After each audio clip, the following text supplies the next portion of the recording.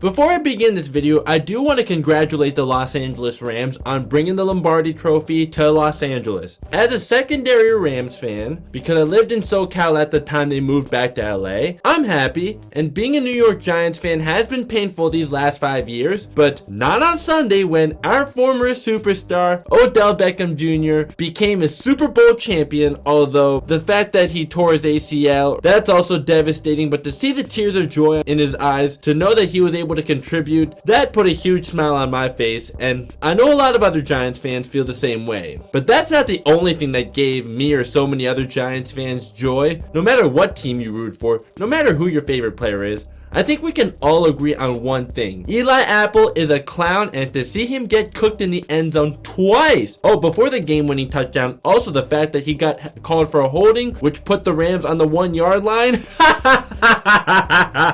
Losah! It looks like everyone is having a field day on Twitter with this man. I'm chiming in here with my YouTube video, but you can follow me on Twitter or my other social media links. Those are all down in the description. I'll follow you back. But clowning on Eli Apple right now, it's like everyone's coming together to dunk on this guy like the Avengers. I'm more than happy to partake on this, since dunking on someone is something I've never done on the basketball court. I have barely dunked before, but not in a real game. I can still grab the rim with both hands on a 10-foot rim, but to dunk on someone in another way, to dunk on Eli Apple, this is fun. If you enjoy Eli Apple getting roasted and want to join in on it too, feel free to hit that like button, roast him in the comments. If you could please consider subscribing and hitting the notification bell, that'd be much appreciated as well. Hey, not all my videos are like this, but this is a golden opportunity to dunk on Eli Apple, so I may as well take advantage of it. And the reason for that is he was the highest drafted cornerback not named Jalen Ramsey in 2016 for my team, when the Giants could have drafted Laramie Tunsil. But this was Jerry Reese's pick, not Dave Gettleman's. So as much as I hate Dave Gettleman, let's also not bash him for something he didn't do before anyone goes there. How I said that Eli Apple is the weakness of the Bengals defense in my deep dive about the Bengals. Oh, how beautifully did that age. That aged like a fine wine. This isn't the first time he's been the weakness of a defense though. Remember the 2016 Giants that actually went 11-5 and gave up the second fewest points in the entire NFL that year, when Landon Collins and Janoris Jenkins were at their peaks? Olivier Vernon was also a damn good player, and JPP saw a career resurgence after his fireworks accident. They went 11-5 despite not putting up 30 points even once because their defense was so damn good. Eli Apple was the weakness of that defense. He was a bust the moment he stepped on the field. For this Bengals team and for that Giants team, he was like the kid in the group project that contributed nothing but got an A because of what everyone else did. For my team, he only lasted 2.5 seasons with nobody liking him. He was the rotten apple of the locker room. Well, I probably hated Ben McAdoo even more back then, but whatever. Landon Collins called him cancer back in 2017. Him saying that about Eli Apple, as well as calling Dave Gettleman a liar, two things that Landon Collins said that absolutely aged beautifully. Eli Apple did say that he was embarrassed by his own performance in 2017. At least he's not making excuses, but yeah, he was a huge reason why the defense fell off a cliff in 2017. Eli Apple is a bum. He's trash. During that 2017 season, which was the beginning of the dumpster fire that's become the current Giants, the fact that he got disciplined by the team because he tweeted during a game, said that the Giants got iced after the Cowboys fullback scored twice on them in the fourth quarter. Like, what are you doing throwing your teammates under the bus, especially when you yourself aren't any good? And in late December of that season, Eli Apple was suspended by the team for the last game of the season after reportedly getting into an argument with the coaching staff about being asked to practice with the scout team and for a pattern of behavior that is conduct detrimental to the team. And then the next season, after just 5 games, he got traded to the Saints. His whole time with the Giants, in 30 games, he only had 1 interception. Now, I understand that interceptions are not the best way to evaluate a defensive back, but only 1 interception in 30 games? You have to be pretty terrible to only have 1 interception in 30 games as a defensive back.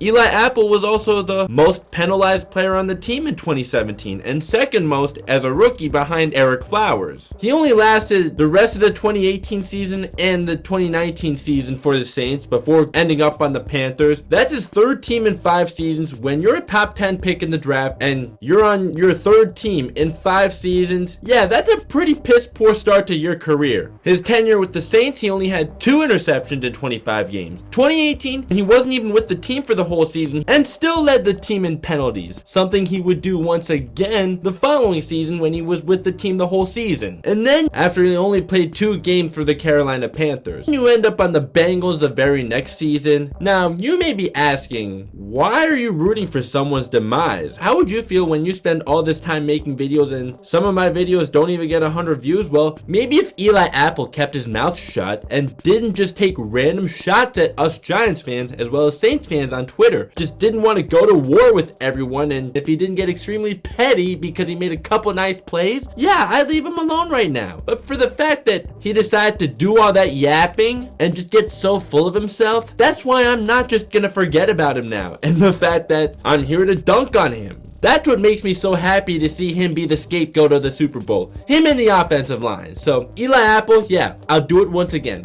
Losah! You know what else is also amusing? Is the fact that he had the audacity to do all that yapping on Twitter when he's been a defensive liability his whole career, getting bounced from team to team, how he called someone else an incompetent idiot on Twitter. Who's the incompetent idiot now? Joke's on you, clown. Roll the music.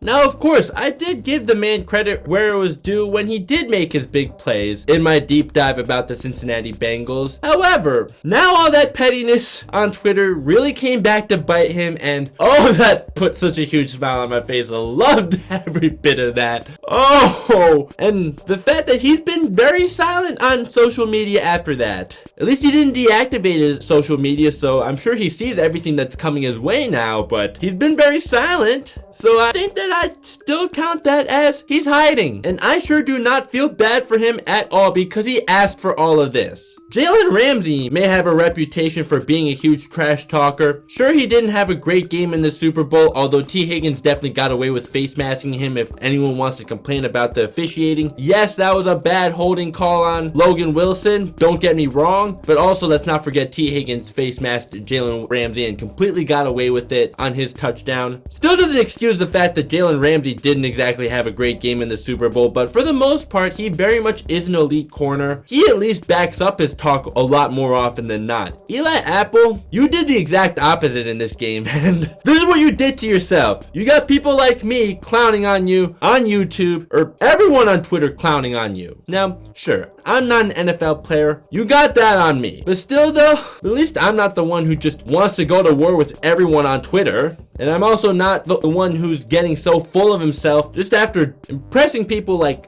a couple of times, because you impress people a couple of times when you've really sucked most of your career and did suck in the Super Bowl. Now the Bengals as a team, you guys can absolutely hold your heads high. No one thought that you could get this far in the first place. Just beef up your offensive line and get rid of that bum Eli Apple, and you guys have dynasty potential. Most of what I said in the Bengals deep dive, I think it all aged really well. The only thing I wouldn't say aged well was giving Lou Anarumo credit. He did make a key adjustment against the Chiefs, dropping 8 in coverage in the second half of the game, but who in their right mind would even consider assigning Eli Apple on Cooper Kupp of all guys? Thank you, Cooper Kupp, for burning his ass. Even right before that game-winning touchdown, what may be forgotten about years from now, I'm not gonna forget it though, is the fact that Eli Apple got called for a holding that got the Rams on the Bengals 1-yard line, and that was the right call for sure. So he messed up twice in the red zone on the same drive to cost his team the Super Bowl after all that yapping he did on Twitter. Now, I didn't get to watch the post-game interviews, but was this Eli Apple during the post-game press conference? Am I looking at the right picture? I I know I've seen this picture of him many times before. Eli Apple made himself look like the Bengals version of Brucey from The Longest Yard. Yeah, at least Eli Apple was able to make it to the NFL. Yes, he did make a couple nice plays, but for the fact that he was being so cocky despite being such hot garbage, yeah, that does sound like Brucey from The Longest Yard. Also, you can't spell Eli Apple without the letter L in both his first and last name. So, Eli Apple, my advice to you, even though you're probably not watching, at least do all this yapping when you actually play great football for a whole season, which you definitely can't. Or, since you're a huge draft bust, at least do it after you retire. Then it'll just be whatever. Also, at least Kwame Brown wasn't the instigator in his beef that he had with Matt Barnes and Steven Jackson last year. Bengals fans, hey, I feel you guys because I had to put up with this doofus too. But at least you guys were able to get to the Super Bowl even with him as a starting cornerback and overcame everyone's expectations, so hold your heads high. But also, don't blame the refs. It's not the refs that got Joe Burrow sacked 7 times. Beef up that offensive line. And also, well, yes, bad calls do happen. It went both ways. Yes, that was a bogus pass interference call on Logan Wilson, but also, again, T. Higgins got away with a face mask on his touchdown, so I'm really not the one that likes blaming refs. I think that you guys gotta hold your players accountable, but then again, you guys overcame your expectations, so I do think you should be proud of your team and should be very excited for the future of your team. Just as long as you get Joe Burrow some protection and get someone who's a better cornerback than Eli Apple to start, getting a better cornerback than Eli Apple shouldn't be very hard. You guys are good. That's where I'll finish off the video. So if you could please consider liking the video, subscribing, and hitting the notification bell if you haven't yet, that'd be much appreciated. Of course, feel free to also slander Eli Apple in the comments. I'm all for it. OBJ,